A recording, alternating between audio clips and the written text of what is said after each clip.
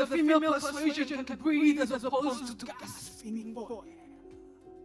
The funny thing is that when I first heard about the GEV competition, it was actually a fellow poet of mine who sent me the post, and he told me, you know what, this is something I really feel that you would be great in. And first of all, one, I was surprised. I was like, I've worked with FAO before and I've never really heard of this thing before. And I was like, oh my goodness.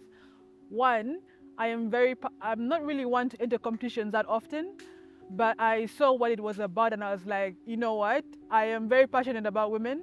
I'm very passionate about gender-based issues. I'm very passionate about equality and equity. And I was like, this is my niche. This is something I'm very passionate about. And so I thought to myself, why not, right? Why not take this leap? Why not take this chance to enter something and become, or just have a small, or make an imprint, or have a small part to play in exercising the voices of women, right? And so I began writing and I began looking through past material and I began researching all these things. And I was like, what are the issues hounding women? What are the things that we're still trying to talk about? And I remember when I got the information, it was only 1 week to deadline of submission. Okay, it was 3 days to deadline of submission. So I wrote as fast as I could. I made sure I was like, you know, I'm not gonna miss this opportunity. I sent everything in by midnight and I waited because I was just now waiting to see if I made the final list.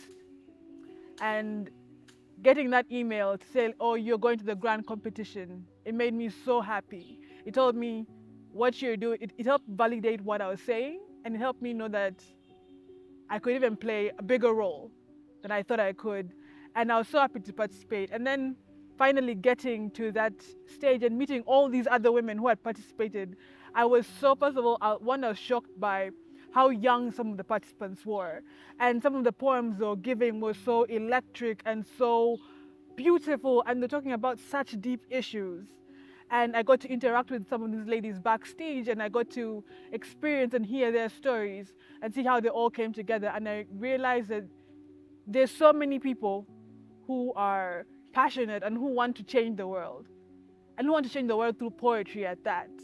Because as a poet, I realized there are not many people who know what poetry is or who understand what today modern version poetry, who don't even get that poetry can be such a driving force for change, and not just entertainment, but change and all these other things. And so realizing there's so many young, talented female poets out there who are also as hungry as I am to see change and to express themselves through poetry.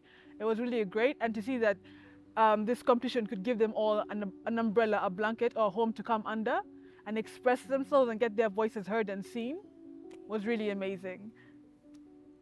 Like I said, there were so many great poets that participated, and I'm not gonna lie, I was nervous when I had some of them perform, and I was doubtful of myself in some aspects, but I was hopeful at the same time.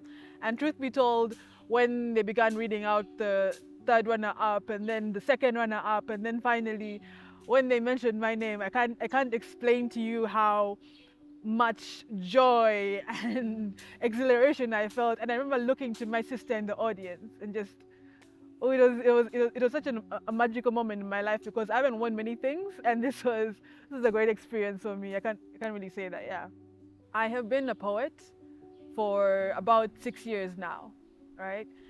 And the beauty of poetry is that it's all about expressing the most, it's bringing emotion to the most minute of, it's making the most simplest sentences sound really expressive. And poetry is a very expressive art form. I've been doing poetry for 6 years, and I realized it's such a powerful tool, because you can speak on so many issues. It's not limited. There's no limitations in poetry. Just like I feel like it's music or whatever, but with poetry, it's so simple, because it requires you to be as honest as you can and speak about as many things as you can in as little time as possible, in a sense. And I have seen, because I told myself, I wondered, you know, if musicians can speak for change, if painters can draw for changes, like, why not poets, right?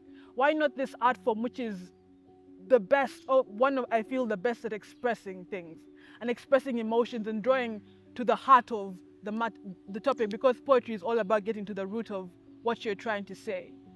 And And also being a woman, I also realized so many things are going on in my life, and I just decided to marry my two passions because I love poetry, but I'm also very disenfranchised about what society is like for women, and I've lived as a woman in this world as well.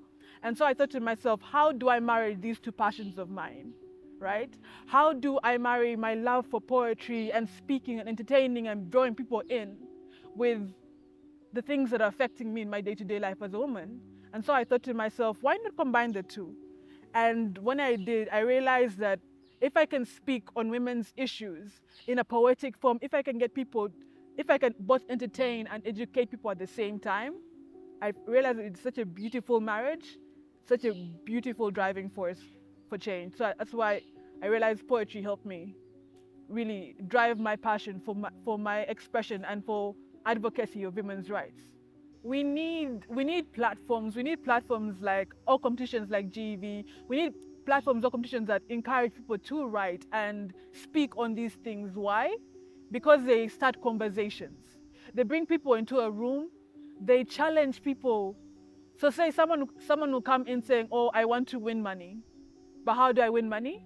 I have to speak on women's rights. Okay, and this person is going to end up now going down a rabbit hole. They're going to read, they're going to research, they're going to learn more. Such things open up conversations. They also spread awareness, and also they encourage, because it's really, I feel like GV was targeting the youth. So it is going to an earlier stage. It's going to children in high school, all the way to university. It's targeting certain people who are not already up. Because you see, I feel like where we've come in society, people are now thinking, oh, people are fall into danger of thinking we have now reached a place where we can be comfortable in women's rights. But such things force people to think and look further and realize that there's still more work needing to be done. So they push conversations, they push narratives, and they educate people, and they force people to actually sit down and listen.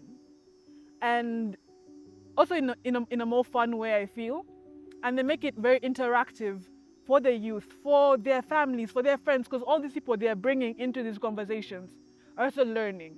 Even as they write, even as they speak, as they write poetry, as they speak poetry, they learn more about what is going around in the world, because you can find that as a woman, or where you are, say where I am in my place in life, I have privilege. I acknowledge my privilege. But when I have to write about women's rights, I have to sit down and look at all the other women besides myself, because I'm not speaking only for myself. I'm forced to look further. I'm forced to realize that there are things that I didn't even know about. And so things like this force conversation, they force learning, and they are so engaging because, one, it's entertaining, and so it also brings a funness to it, but it helps the conversation not go flat. It helps to remind people. They're reminders that we still have work to do. They're reminders that there's still people hungry. It's a reminder that there's still people who care, right? There's still people who want to see change, and that the change we have is not enough, and we should not be complacent. It reminds us not to settle down and get comfortable where we are, and to push ourselves, push our boundaries, push our creativity, to push our resources, to push our involvement and engagement, and see how we can engage for a better tomorrow. Yeah.